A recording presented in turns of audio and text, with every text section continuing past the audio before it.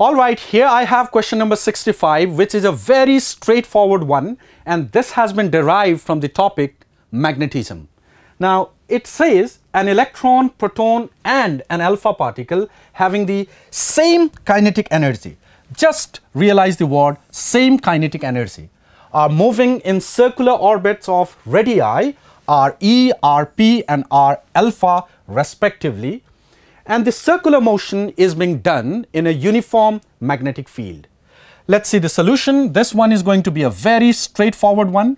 Now, the first thing is you need to realize all the particles are having same kinetic energy. So what I am going to do is that I will deduce the relationship in the form of kinetic energy. Recall the expression of radius in a magnetic field, which is mv by bq, and just we can write this as p upon bq, and this would be further root of 2km divided by bq. Now here I got the relationship, and let's try to see. The further simplification of this particular expression comes out to be R is directly proportional to root of m divided by q. Reason being very straightforward, the kinetic energy is same, the magnetic field is same, 2 being a constant that can also be eliminated.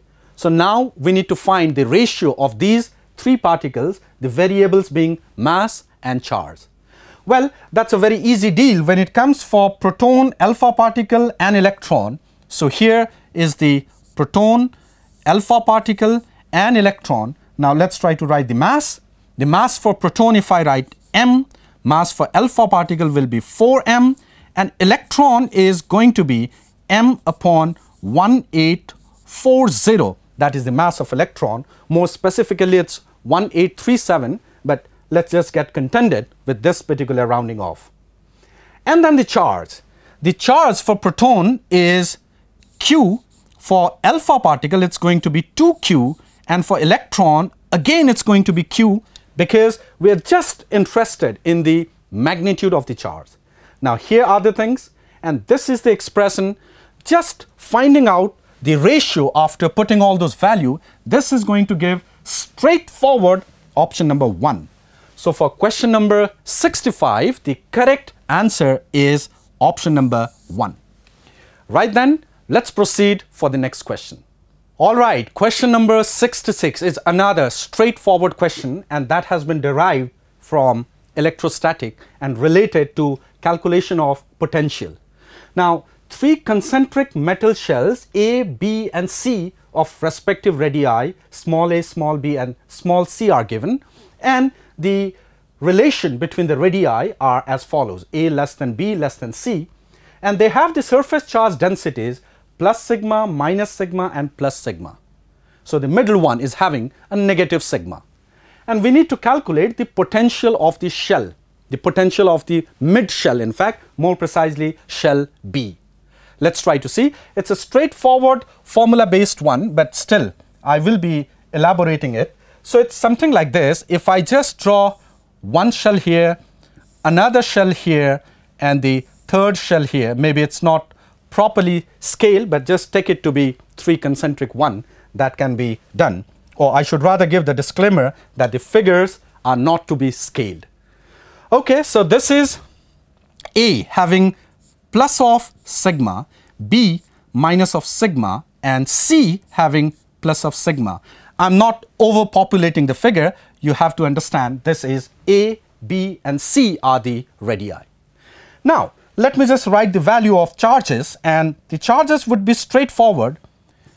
Q of A is going to be sigma multiplied by 4 pi A square, while Q of B is going to be minus sigma into 4 pi B square, and charge in the outermost sphere or sphere number C would be plus of sigma multiplied by 4 pi C square.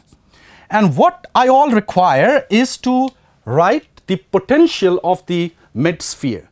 So let me just try to indicate the, radius in this particular figure, and the radius would be something like this. From here, this is A, this is B, and this is going to be C. Now, let's write the potential, and that's going to be a straightforward calculation. Potential of the mid sphere. Now, that will be stepwise. We need to go first due to the inner one, then due to the middle one, then due to the outermost one. All right, for the inner one, the potential is going to be KQA divided by distance from the center. So that is going to be B. So that is the potential due to inner sphere at this particular location. The formula used is KQ by R, where R is the distance from the center, which is of course the radius of the middle sphere. Now, potential of this sphere due to itself. So that's a straightforward formula, right? So KQB divided by B. And the third one, the potential of this sphere due to the outermost sphere. So the potential due to outermost sphere anywhere inside is going to be KQC divided by C. Now, there is no any extra thing to be done except for plugging the value of QA, QB and QC. You put the value and you are going to get the right option as option number 1. So therefore, for this particular question, question number 66, the correct answer is option number 1. That was indeed a straightforward, right? Let's move for question number 67.